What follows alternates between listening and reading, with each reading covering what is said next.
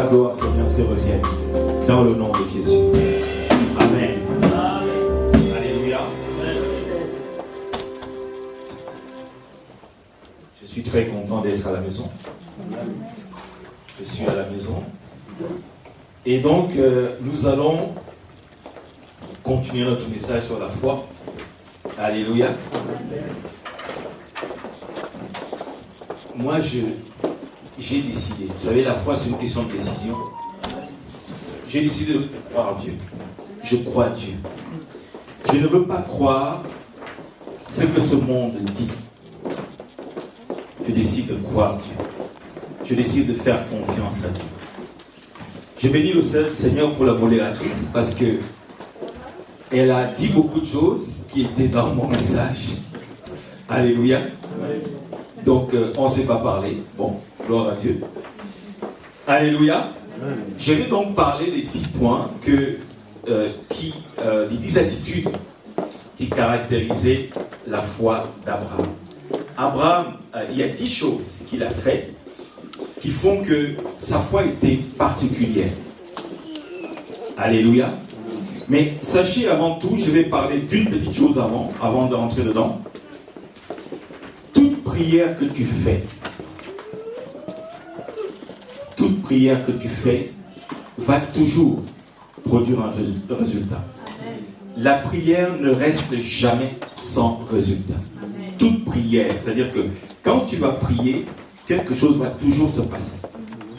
Et tant que tu pries sans la foi, sans être conscient, vous savez, la foi c'est aussi la conscience des choses. Quand je vais prier, le Seigneur dit que je dois entrer dans ma chambre et fermer la porte. C'est être conscient de la présence de Dieu, du fait que je parle à quelqu'un qui m'entend, qui m'écoute. C'est être conscient en fait. Et lorsque tu as prié, et quand tu as vraiment touché Dieu, tu le sais. Il y a cette paix-là qui vient en toi. Il y a une sorte d'assurance. Quand tu es sorti de la présence de Dieu, tu sais que tu as touché Dieu. Et tu as touché Dieu que par la foi. Alléluia. Et tu peux être sûr que je suis parti vers lui. C'est pourquoi je suis parti. Je possède la chose. Et quand tu sors, tu es confiant. Tu commences à te décourager. C'est cela aussi donc. Toute prière que tu vas faire, quelque chose va se passer. Alléluia. Amen. Quelque chose se passera. C'est pour ça que Dieu ne veut pas que nous perdions notre temps. Quand tu veux t'engager à prier, Dieu dit la première chose, entre dans une chambre. C'est-à-dire, sois dans un endroit, parfois quand je prie, quand je finis, je ne sais pas quelle position j'ai dans la chambre. Je ne veux pas perdre mon temps. Parfois, je me retrouve, j'ai la tête contre le lit parce que là où j'ai commencé, j'ai tout fermé. Je ne sais pas s'il y a quelque chose qui se passe. Je suis là parce que je veux avoir quelque chose. Je veux avoir une réponse. Je ne veux pas perdre mon temps. Alléluia. Amen. Comment tu pries? Comment tu fais pour prier? Depuis que tu pries. Pourquoi les mêmes problèmes? Pourquoi la même situation? Quel est le problème? Alléluia. Donc, il faut que tu apprennes. C'est un apprentissage. À prier dorénavant avec la foi. Vous savez, quel est ce... Jésus pouvait dire, si méchant comme vous êtes, vous savez donner de bonnes choses à vos enfants, à combien plus forte raison votre Père donnera-t-il des bonnes choses à ceux qui lui demandent? Quand les disciples sont allés le voir pour dire, enseigne-nous à prier. La première chose que Jésus leur dit, il dit, quand vous priez, dites notre Père. Ça veut dire que quand tu vas prier, tu vas avec cette conscience que tu vas chez ton Père. Mais si je vais chez mon Père, quel est ce Père à qui un enfant va demander quelque chose qu'il ne va pas donner? Je vais notre Père. La première idée, la première pensée qui est là, c'est que je vais chez mon Père. Alors si je vais chez mon Père, je possède pratiquement ce que je demande. Alléluia. La Bible dit que nous sommes héritiers avec Christ. Nous sommes héritiers de Dieu et co-héritiers avec Christ. Ça veut dire que nous sommes co-héritiers, ça veut dire héritiers au même titre. Si le Père vient partager l'héritage, Jésus sera là, nous serons là, nous sommes co-héritiers, nous recevrons une part égale. C'est ça qui veut dire co-héritier. Jésus n'a pas, la Bible ne dit pas que Jésus aura une part différente. Non. Nous sommes co-héritiers. Le problème, c'est quoi?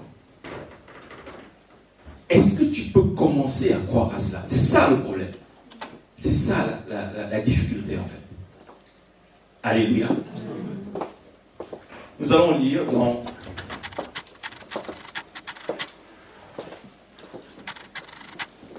Corinthiens.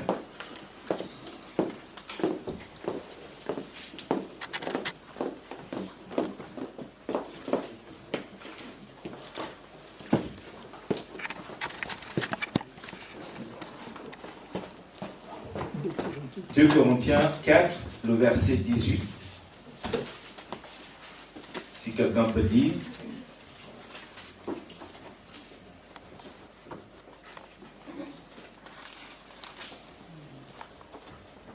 Alléluia. S'il n'y a personne pour lire, je vais lire. Au nom de Jésus-Christ. Amen. Parce que nous regardons non point aux choses visibles, mais à celles qui sont invisibles. Car les choses visibles sont passagères et les invisibles sont éternelles. Amen. Nous allons lire également Hébreux 11, le verset 3.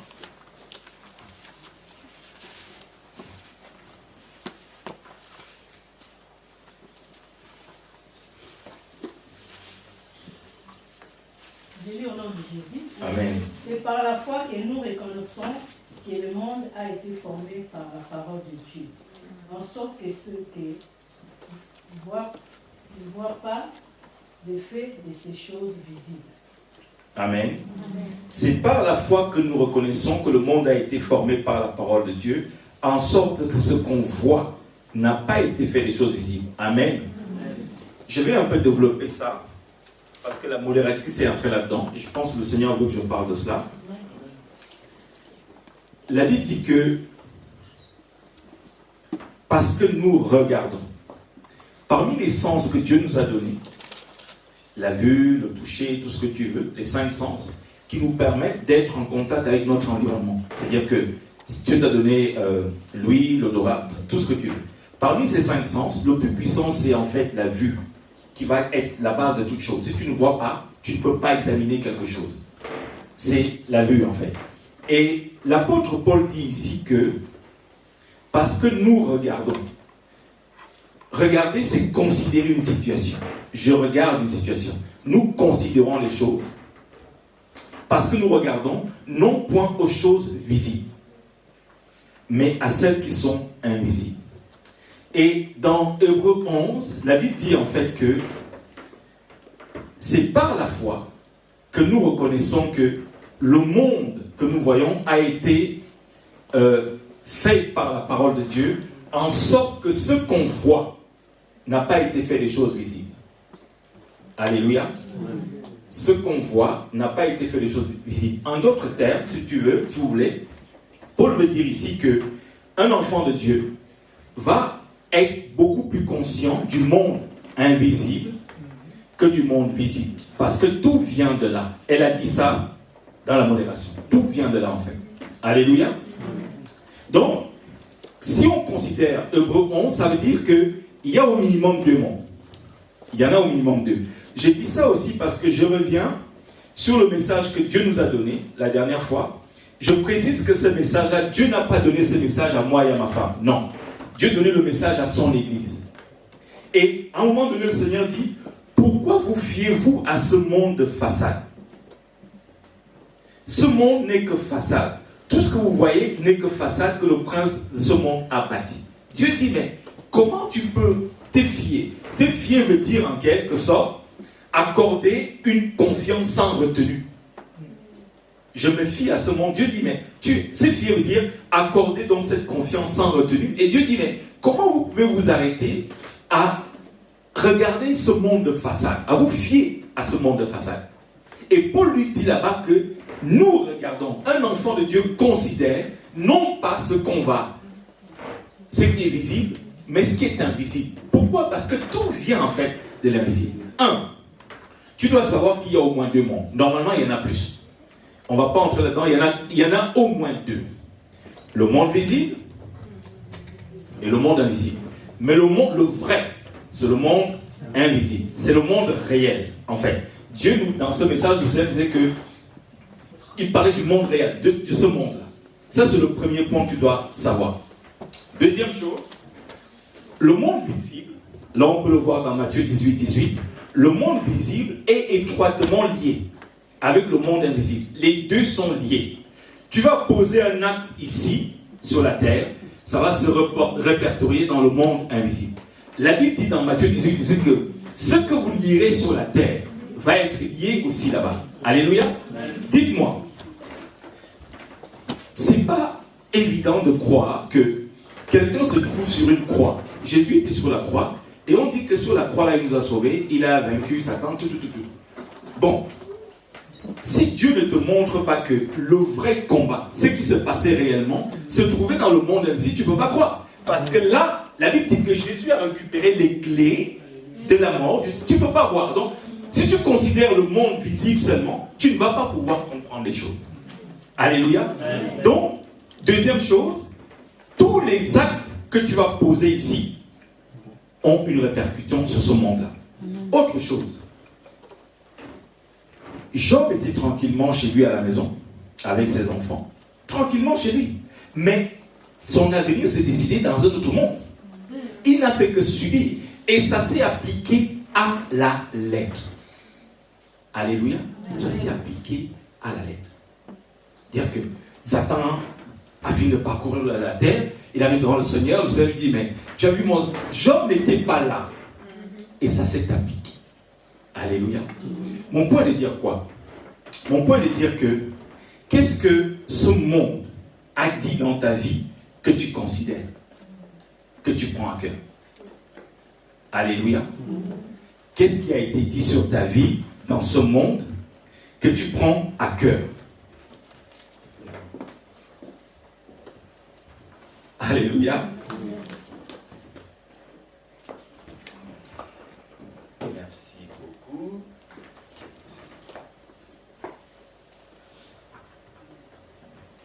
Alors la Bible dit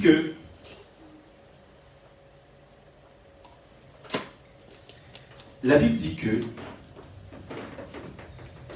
en sorte que ce qu'on voit, ce que tu vois, n'a pas été fait des choses visibles. Retiens bien cela. Si je veux aller plus loin, je peux, je peux considérer que toutes les entreprises que tu vois, en fait, quand tu vois une entreprise aujourd'hui prospère, il est d'abord allé là-bas, dans le monde spirituel. Tu ne peux pas avoir un impact sur cette terre. Ton entreprise ne peut pas avoir un impact sur cette terre. Tu ne peux rien faire qui ait de l'impact si tu n'es pas d'abord allé dans le monde spirituel. Parce que c'est le vrai monde. En réalité, les vraies institutions sont spirituelles. Jésus disait dans Jean 14, 30 que le prince de ce monde vient. Il n'y a rien de lui en moi. En fait, tout est spirituel. Donc si tu veux avoir de l'impact dans tous les domaines, comme elle disait, il faut aller dans le monde spirituel. Il faut aller là-bas. Et l'accès là-bas, le seul accès que nous avons dans ce monde-là, nous l'avons par deux choses, deux canaux si vous voulez.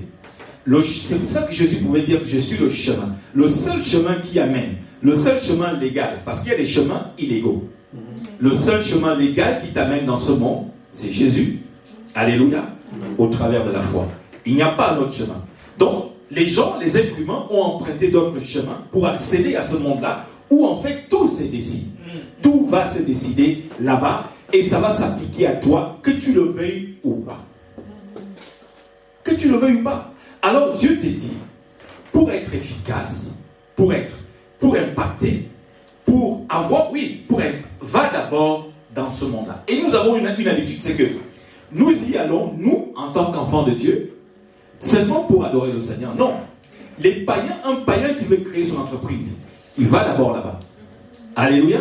Dites-moi pourquoi, lorsqu'un chef d'État est élu, il va d'abord au Vatican. Pourquoi? Quand quelqu'un veut être élu comme chef d'État en Afrique, il va d'abord en France. Pourquoi? Alléluia. Alléluia. Donc, il connaît ce secret-là. Quand tu vois une entreprise prospère, tu vois par exemple Rolex, tu ne sais pas ce que le patron de Rolex, où il est parti avant. C'est la vérité. La Bible dit que, en sorte que ce que tu vois là, ne considère pas ça. Ça a été fait, ça a été conclu ailleurs. Mais tu peux donc aller dans ce monde-là aussi. Tu veux créer une entreprise. Tu vas aller là-bas, tu vas conclure avec le Seigneur. C'est pour ça que moi, quand je lis la Bible, alléluia, quand je regarde dans la Bible, je regarde un petit peu toutes ces femmes qui étaient stériles. Je commence par Rachel. Rachel n'était pas stérile. Dieu voulait en fait qu'elle prépare la venue de Joseph, mais là-bas. Pareil pour Jean-Baptiste, Élisabeth et Zacharie. Élisabeth n'était pas stérile. Dieu voulait que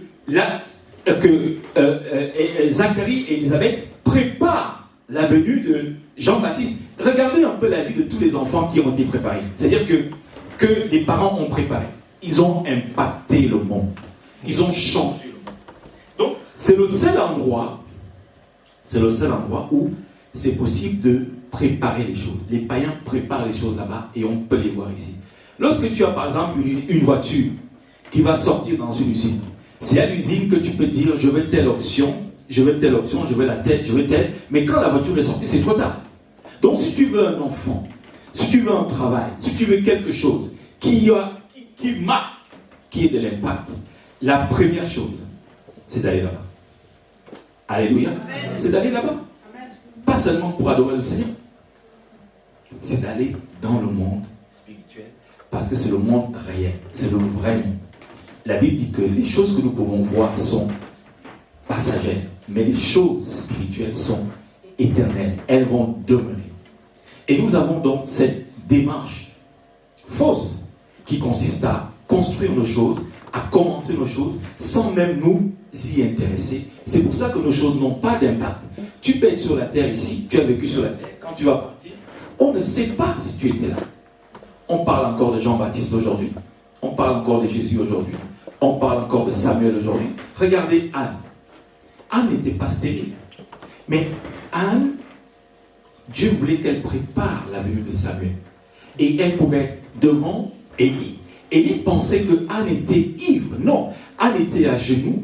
Elle pouvait dire à Dieu, lorsqu'il viendra, il ne laissera tomber à terre aucune de tes paroles. C'est là où toute la préparation de la vie de Samuel s'était faite. Avant que Samuel arrive dans le monde réel. C'est donc là que tu peux faire des choses. C'est donc là que tu peux acter les choses. C'est donc là que tu peux dire que lorsqu'il viendra, il sera médecin. C'est là-bas que tout est possible. Alléluia. Pourquoi vous voyez toutes ces sociétés secrètes, la franc-maçonnerie et tout ça, pourquoi ça existe? Pourquoi ils y vont? Il y a une raison. S'il n'y avait pas une raison, ils n'iraient pas. Ils y vont, c'est parce que c'est là, c'est dans ce monde-là. Et le Seigneur pouvait nous dire comment vous pouvez vous arrêter, comment vous pouvez considérer ce monde de façade, c'est-à-dire ce monde dans lequel rien ne se décide. Quand tu vois un chef d'État élu quelque part, on fait voter les gens, c'est une mascarade. Alléluia. C'est une mascarade. Ça a été décidé bien avant. Ça a été décidé bien avant. Donc Dieu veut que tu agisses avec sagesse. Quand je voulais un travail, j'habitais à Delémont, j'ai prié Dieu 5. Parce que je voulais un travail, que Dieu me donne un travail. Quand Dieu m'a donné le travail ici à Genève, mon salaire a été multiplié par 4 ou par 5. Ça, c'est un travail que Dieu donne. Tu travailles, là où tu travailles, tu gagnes combien? Tu gagnes quoi? Tu es enfant de Dieu comme on a entendu. Alléluia. Quand tu veux une femme, lorsqu'Abraham voulait une femme pour Isaac, il a dit à son serviteur, viens ici, mets ta main sous ma cuisse. Jure-moi que tu ne peux pas prendre une femme dans le monde de façade. Va chez moi là-bas, va chercher. Et c'est comme ça sur tout. Alléluia. Surtout. Donc tu peux voir que nous avons tant d'échecs, tant de problèmes, parce que la démarche que nous devons avoir, nous ne l'appliquons pas. Alléluia. Quand je voulais me marier, j'ai dit à Dieu une chose. Si tu ne me montres pas une femme, je vais devenir eunuque. Alléluia. J'ai tenu ça. 5 ans.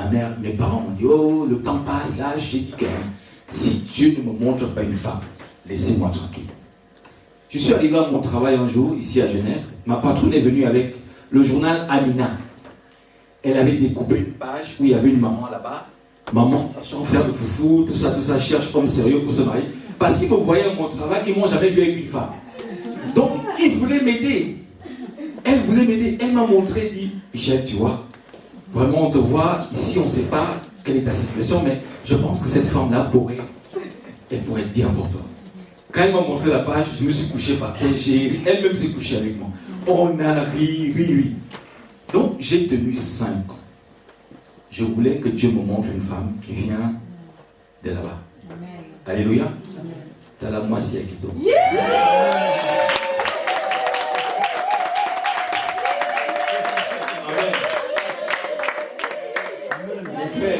Les jeunes hommes là qui veulent se marier, les jeunes filles. Quand tu vois les filles que tu vois, ce n'est pas les femmes. Alléluia. Amen. Quand tu veux te marier, quand tu veux une femme, Dieu lui-même a dit dans le proverbe que qui peut trouver une femme? Ça, c'est Dieu qui parle. Il dit, qui peut en trouver une? Si tu ouvres tes yeux normaux là, tu ne vas pas pouvoir trouver une femme. Alléluia. Va vers le Seigneur. Amen. Va vers le Seigneur. Que ce soit notre habitude. Quand tu veux quelque chose, va d'abord. Pas seulement pour adorer le Seigneur, mais en ce qui concerne tous les domaines de ta vie. Tu peux y aller parce que tu veux un enfant. Tu vas préparer un enfant qui va impacter ce monde. Tu vas préparer un enfant qui va marquer cette génération. Tu le prépares avec le Seigneur. Tu dis, c'est là où tu mets les choses. Seigneur, lorsqu'il viendra, il sera comme ça. Seigneur, lorsqu'il viendra, il va faire ceci. Il va faire ceci. Il va faire ceci. Tu ne peux pas le faire quand l'enfant est né. C'est trop tard. Alléluia. Fais comme Anne. Vous voyez que Dieu a bloqué le ventre de ces femmes-là parce que Dieu voulait qu'elles préparent l'arrivée de ses enfants. Jean-Baptiste a eu un impact incroyable. C'est lui qui a été envoyé devant le Seigneur.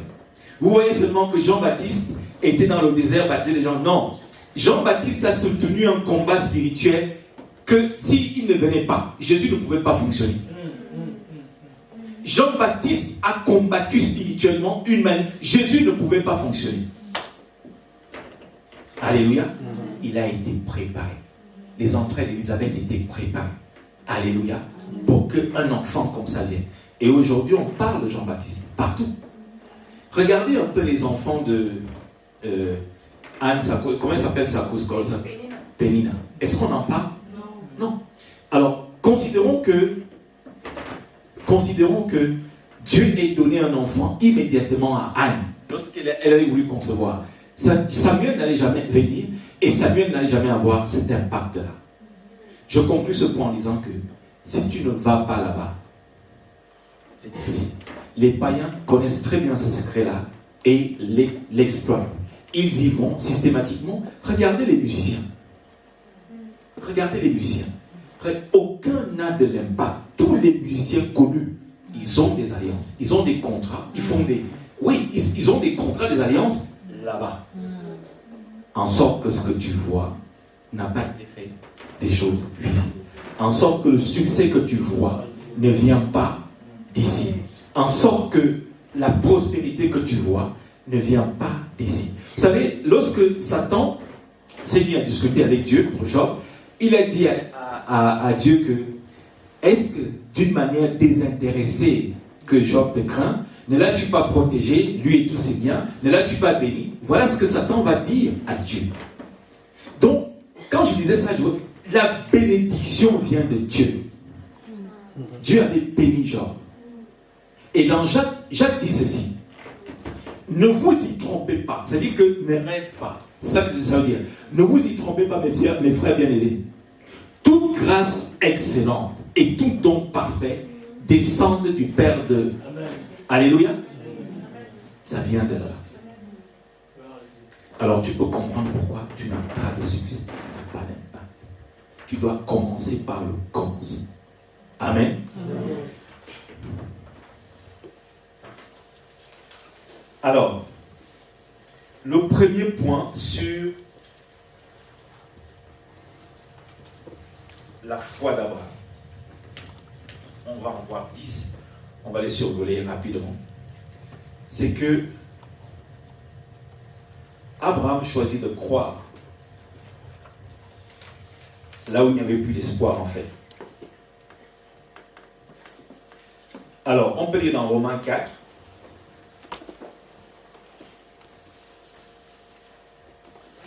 Romains 4.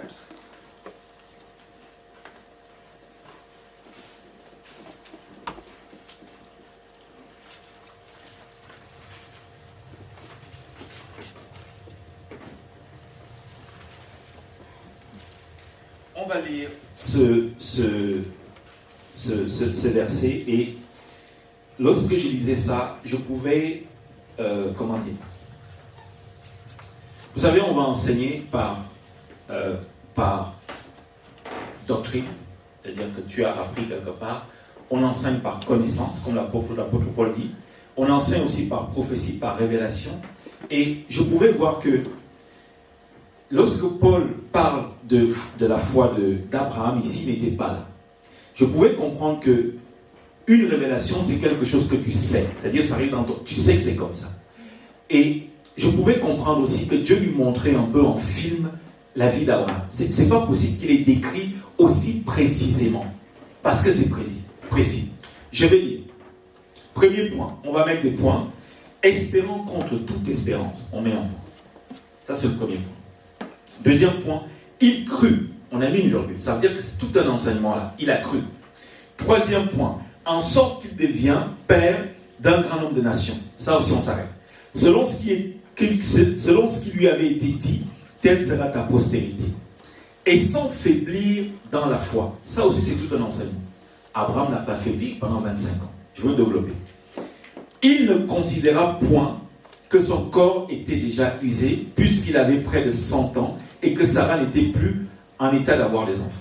Ce qu'on a dit tout à l'heure. Paul dit en fait que nous regardons, non pas aux choses. Alors après on continue. Il ne douta point. Ça c'est un autre point important de la foi d'Abraham. Il ne douta point.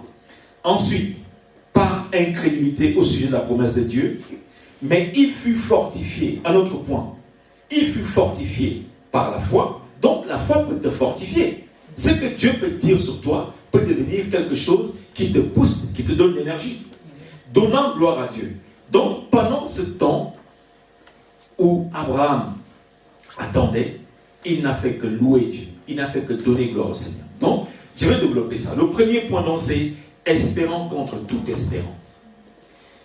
Abraham a décidé d'espérer en Dieu alors qu'il n'y avait plus aucune espérance en ce qui concerne Sarah et lui-même.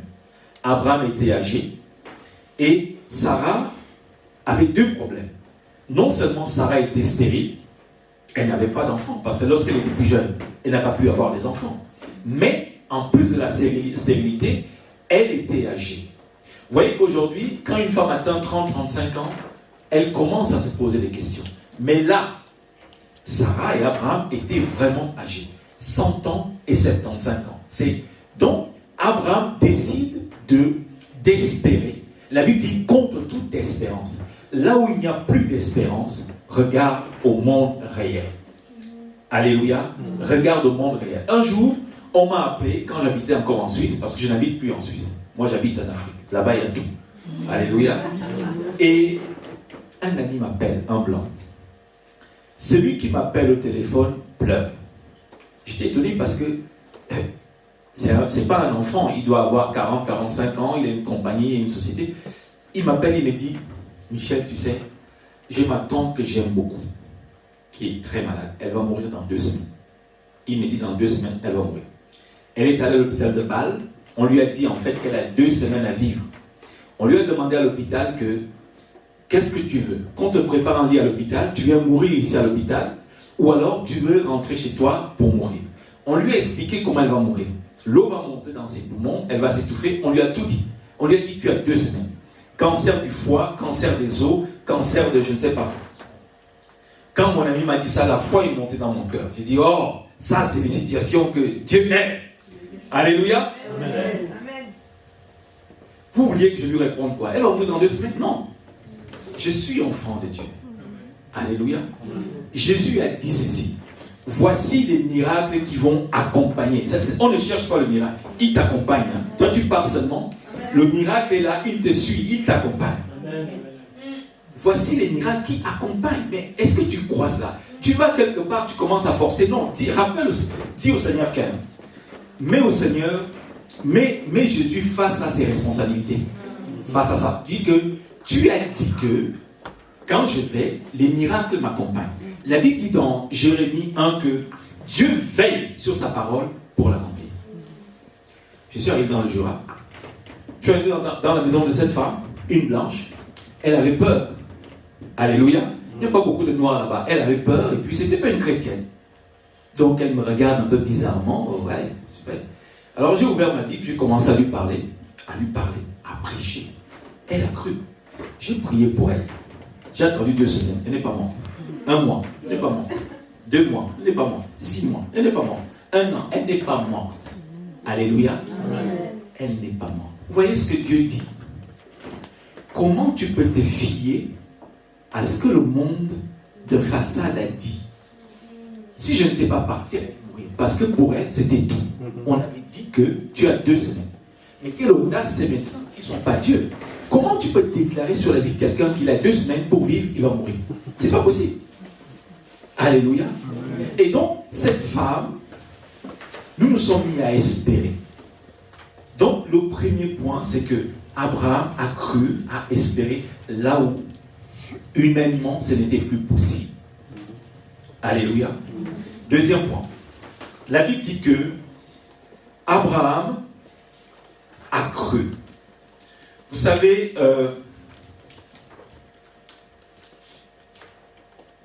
Abraham a cru Dieu comme un enfant.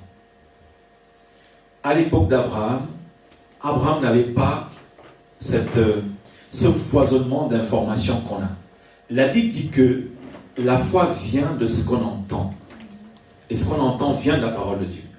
Je peux dire aussi que l'incrédulité vient de ce que tu entends sociaux, que ça atténue ta foi. N'oublie pas dans Proverbe 4 au verset 23, le Seigneur a dit, garde ton cœur plus que toute autre chose.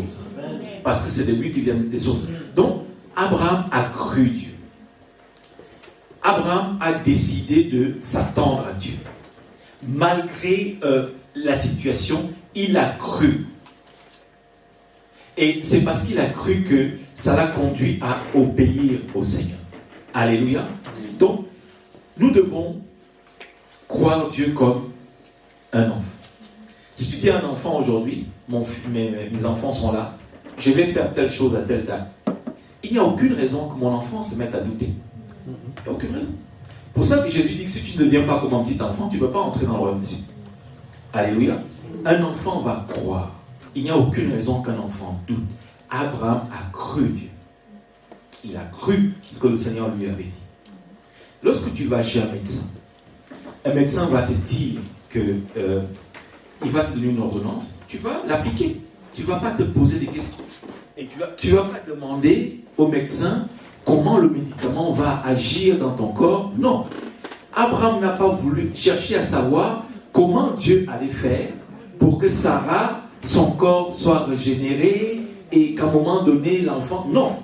Abraham n'a pas posé de questions. C'est cela en fait le problème. Alléluia. C'est ça le problème.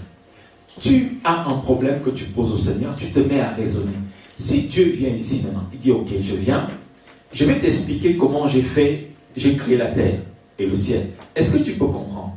Supposons qu'un chimiste vient ici. Il commence à te parler des formules chimiques. Tu vas comprendre quoi? Rien.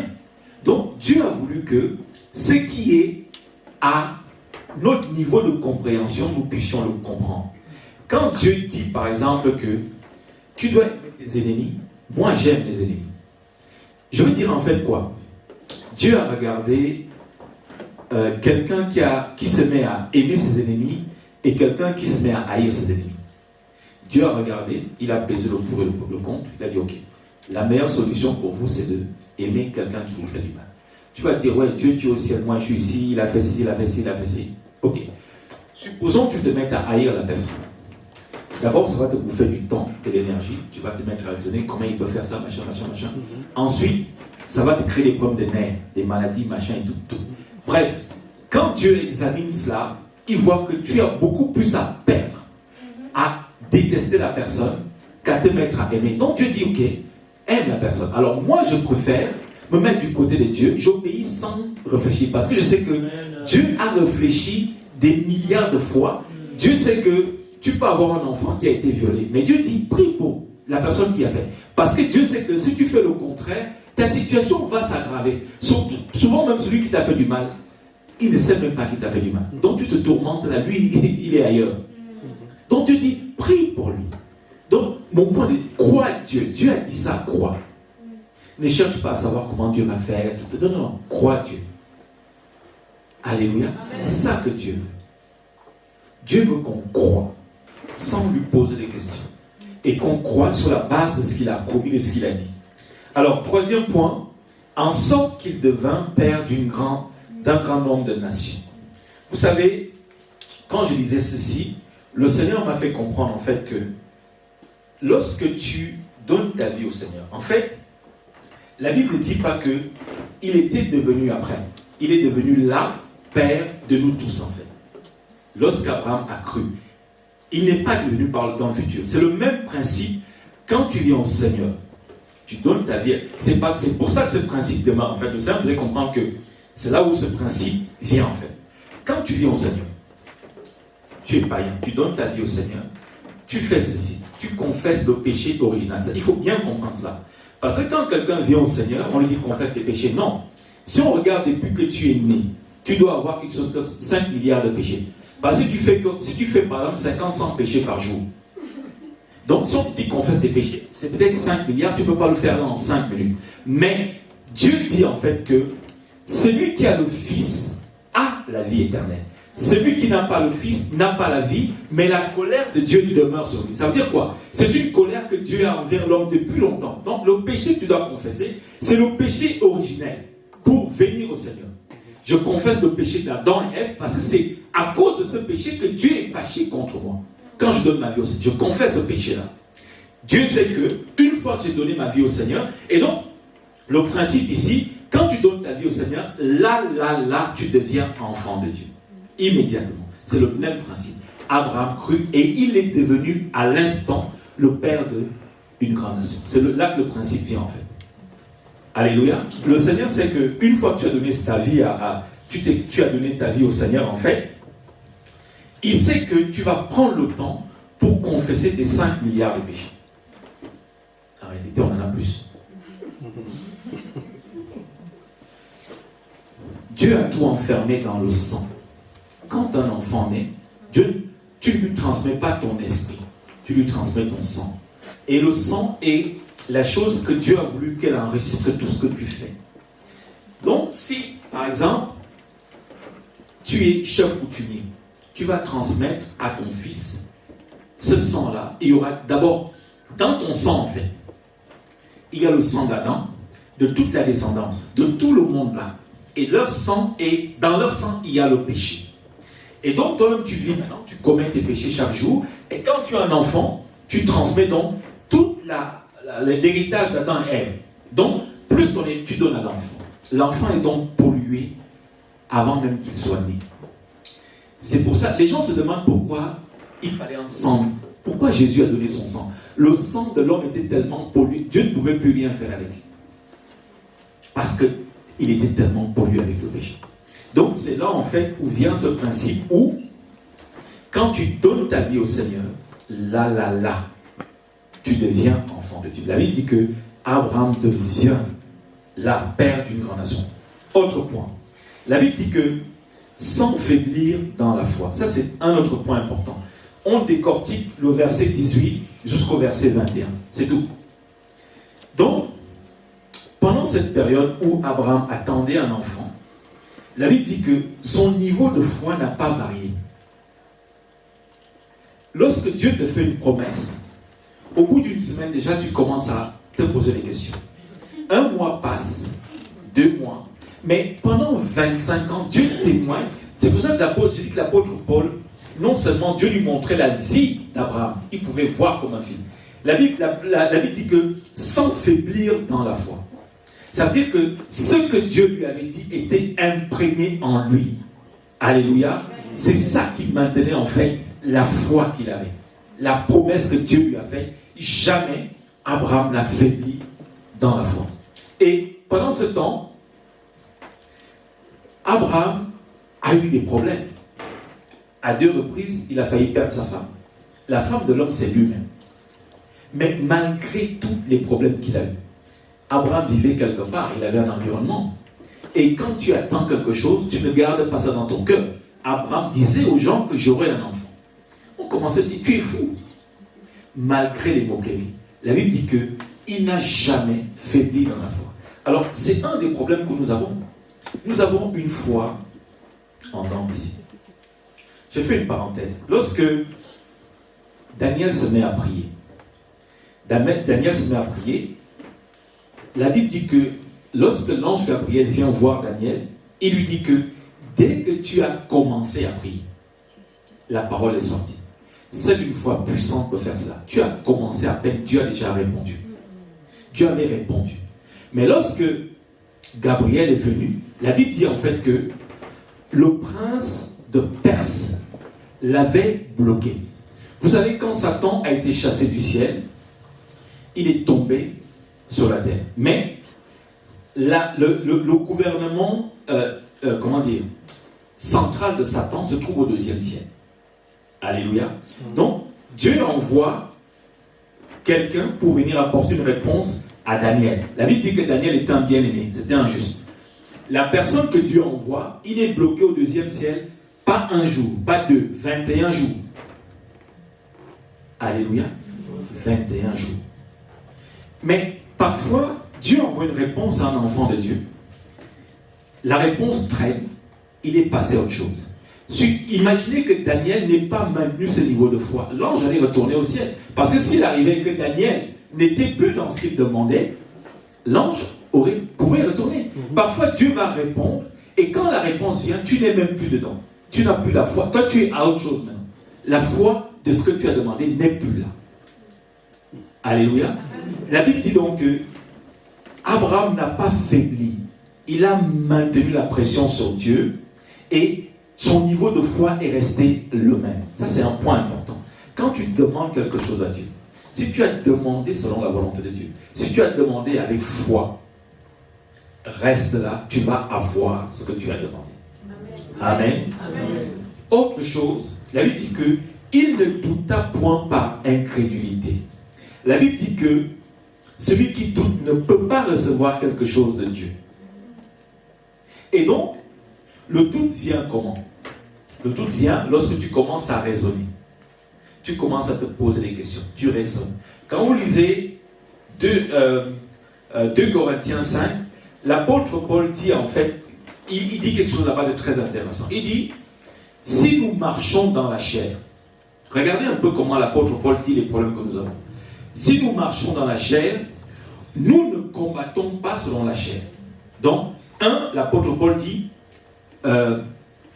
il explique d'abord que nous ne sommes pas la chair. Si tu marches dans un taxi, tu n'es pas le taxi. Si tu marches dans une voiture, tu n'es pas la voiture. N'est-ce pas? Il dit que nous ne combattons pas selon ce modèle. Il dit, parce que les armes avec lesquelles nous combattons sont puissantes par les vertus de Dieu. Ça, c'est un autre point. Maintenant, il commence à citer les problèmes que nous avons, que nous combattons. Il dit, nous renversons les raisonnements. N'est-ce pas? Donc, les plus gros problèmes que tu peux avoir commencent dans ton esprit. C'est pour ça que le Seigneur peut dire dans Isaïe que vos pensées ne sont pas, je ne raisonne pas comme vous, vos pensées ne sont pas mes pensées. Tu commences donc à raisonner, à raisonner, à raisonner. La Bible dit que Abraham n'a pas à un seul instant douté par incrédulité. Je pense qu'Abraham, Dieu lui avait révélé réellement qui il était. Si aujourd'hui, Bill Gates vient ici, il dit, tu es mon fils, je t'avais eu en telle année, mais tu as été enlevé. Quand tu sais que tu es le fils de Bill Gates, tu sais que tu as tout. Tu peux aller commander un avion, tu peux tout avoir. Donc, Abraham n'a pas douté. Abraham n'avait pas le Saint-Esprit, il n'y avait pas la Bible, il n'y avait pas les gens pour témoigner. Parce qu'aujourd'hui, si moi je vais prier pour un mort, je sais que Jésus a ressuscité Lazare, je sais que le fils comment dire, enfin, j'ai plusieurs témoignages de résurrection. Ce qu'Abraham n'avait pas. Donc, j'ai quand même quelque chose. Donc, je peux m'appuyer sur quelque chose, ce qu'Abraham n'avait pas. Alors, le raisonnement est un problème. Alléluia. Je peux faire confiance à Dieu aveuglement. Je le fais parce que celui qui a dit, ce n'est pas n'importe qui. Et aujourd'hui, nous vivons sur la terre. Tout ce que nous pouvons avoir sur la terre, tu peux manger. C'est Dieu qui a créé tout ce que tu manges. Donc, déjà, ta confiance peut venir du fait que tout ce que tu vois, c'est lui qui a créé.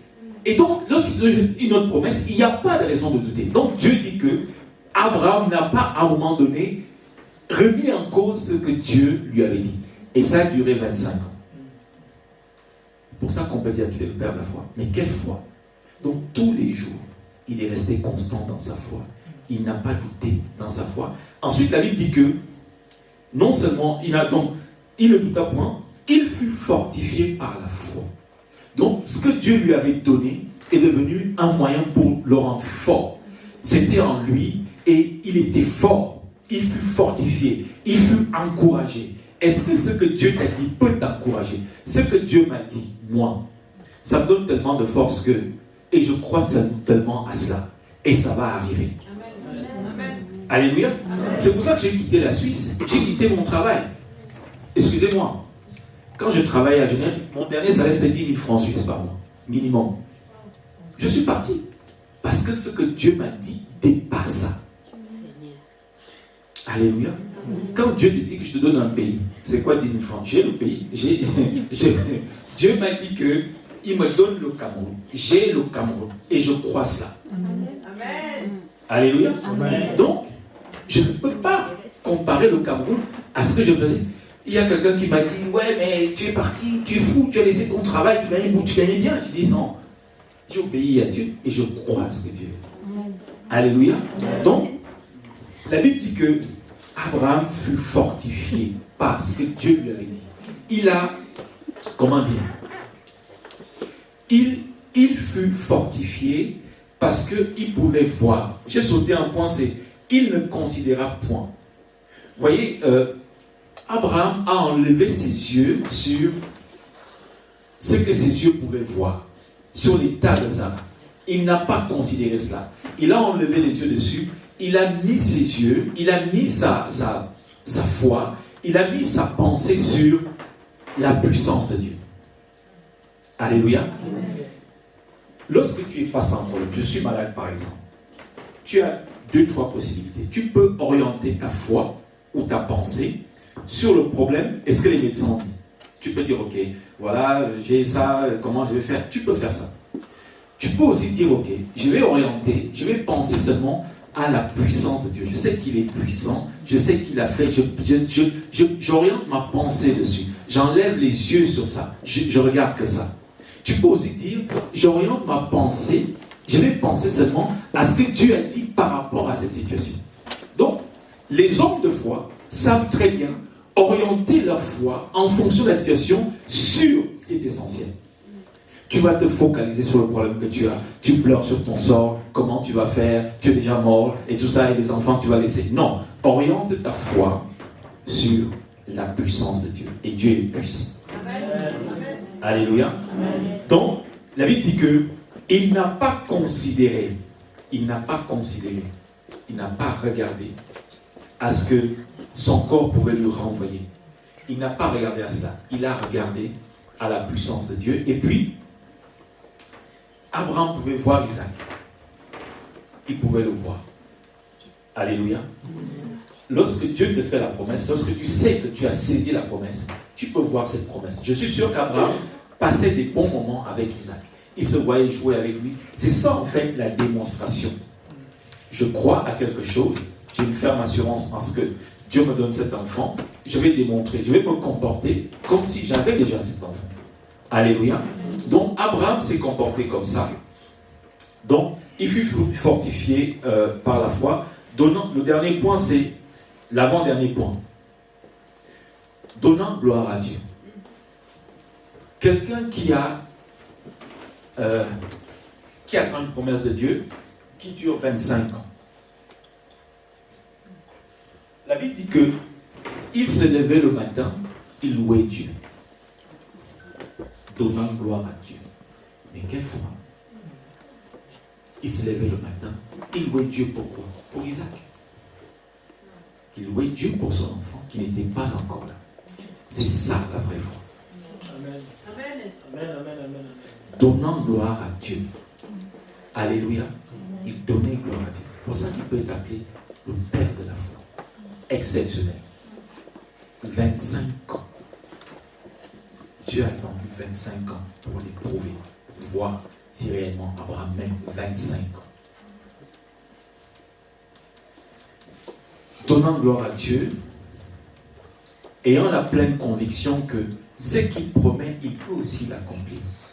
Ça, c'est ce qu'on appelle un positionnement mental. C'est-à-dire que la Bible dit que Daniel à Babylone avait résolu de ne pas se souiller. Quand tu es face à une situation, tu peux caler dans ton esprit un positionnement mental. Tu dis que moi, ici, je reste là, je ne bouge pas. Il avait résolu. C'est-à-dire que la Bible dit que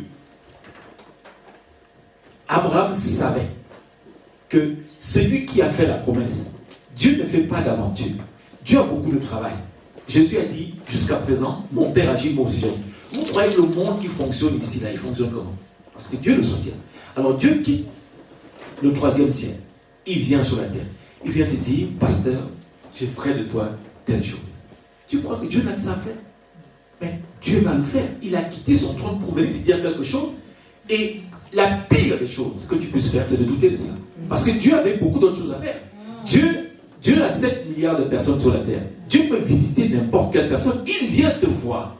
Il te dit, mon serviteur, je vais faire ça, je vais faire ça. Et toi? Donc, la Bible dit qu'il avait la pleine conviction. Pour lui, ça ne pouvait pas être autrement que ce que Dieu avait dit. Il était convaincu dans son esprit que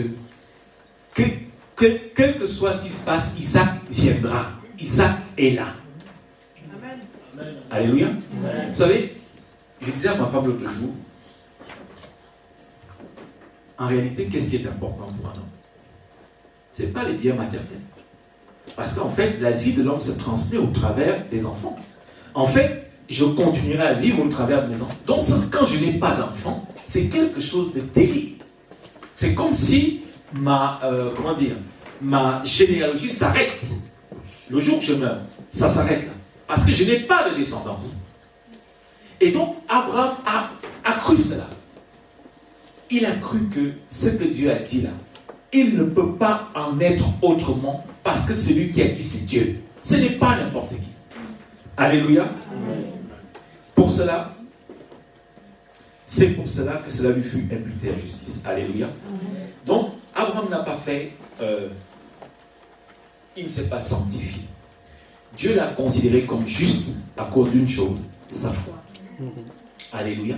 Amen. Ta foi peut amener Dieu à te regarder autrement. Parce que Dieu honore la foi. La Bible dit que si tu n'as pas la foi, tu ne peux pas lui être agréable. Donc, la seule chose que Dieu va honorer, que Dieu considère en tout premier, lorsque Dieu regarde un homme, c'est la foi. Amen. Que Dieu vous bénisse. On va se lever, on va prier.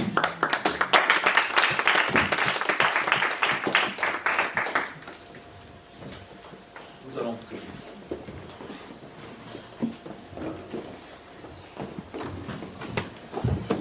Nous allons demander une chose à Dieu aujourd'hui.